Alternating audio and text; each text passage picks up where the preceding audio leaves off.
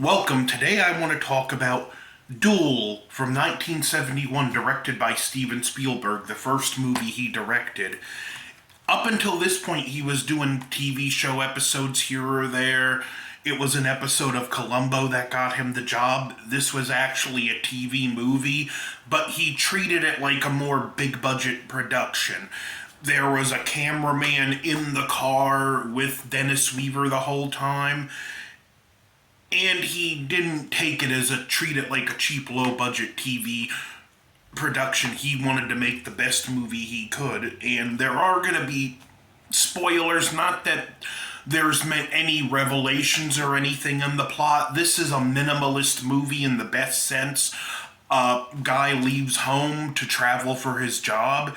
He's trying to meet with someone about an important account, and he encounters this truck driver, and things keep escalating, and it's just him running for his life. That's the whole movie. Never are we given any motivation about who the truck driver is, why he's doing it, but to bring up the Stephen King quote from the beginning of Alan Wake, it's the unanswered mystery that stays with us the longest, and it's what we'll remember in the end.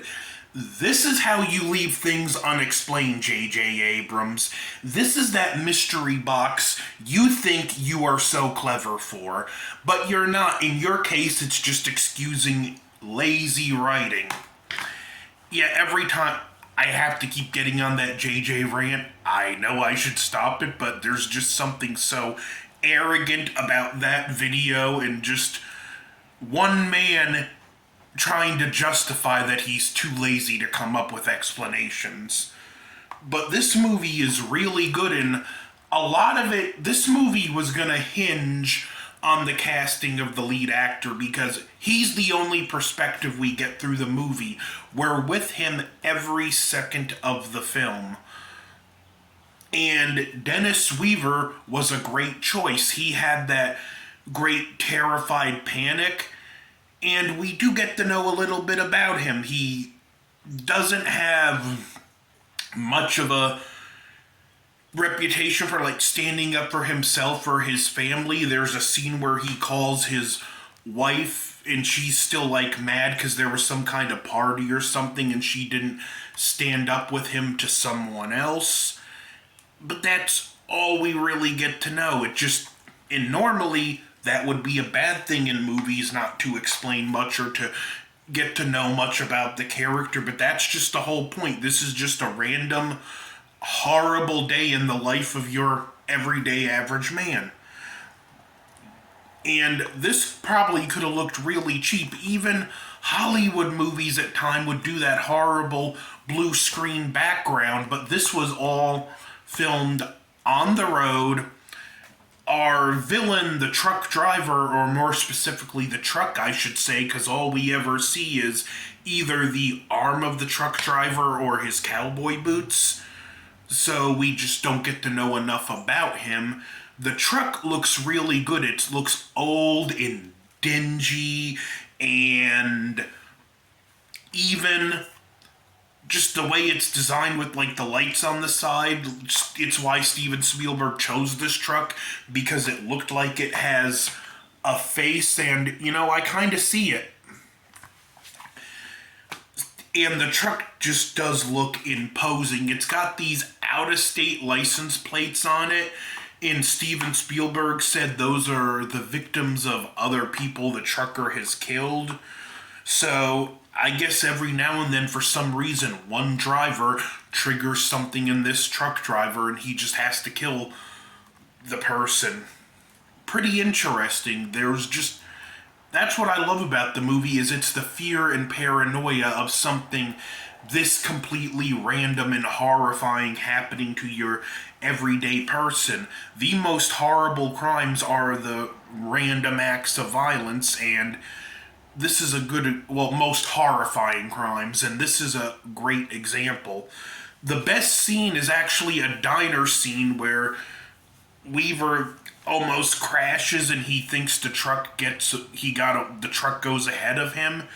He goes into a diner, splashes water on his face in the bathroom, and when he comes out, the truck is parked, and very well, the truck driver could be in there in the diner with him. He's paranoid through this scene. He's gulping the water. He orders a cheese sandwich, and we get a great inner monologue, him trying to reason it out and going over in his head, maybe I should talk to this one or that one because he could be it.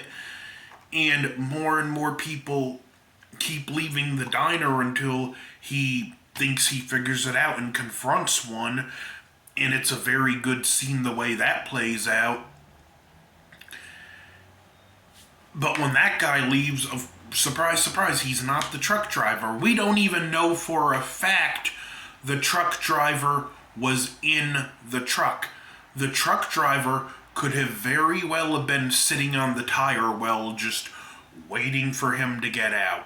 We never find out, which again, not many directors can do something so minimalist and pull it off, let alone do a TV movie and make it feel like a full-on Hollywood production. This film doesn't even have the traditional fade to black that you would see before commercials. It watches like a full-on theatrical Hollywood production, which credits. This showed a lot of promise for Steven Spielberg, and when you watch this, you can... And he did one theatrical movie after this, the Sugarland Express. I haven't seen that.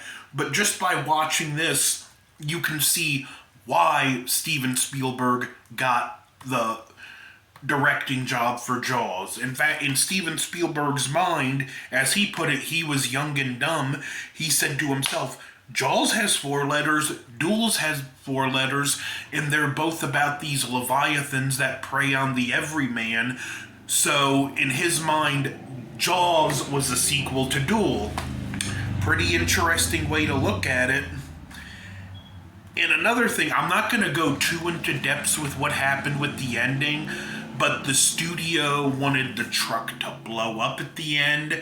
Spielberg wanted to have it a slower, more painful death, and he stood his ground and told the studio, if you want the truck to blow up, you're going to have to go shoot it with another director, which I gotta respect. To be that young of a director, first movie he's directing, stand his ground like that, and they backed off.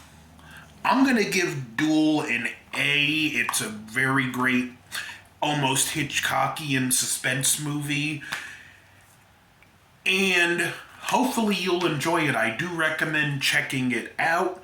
Don't forget to like, share, subscribe, over and out. I'm going back to play more Elden Ring.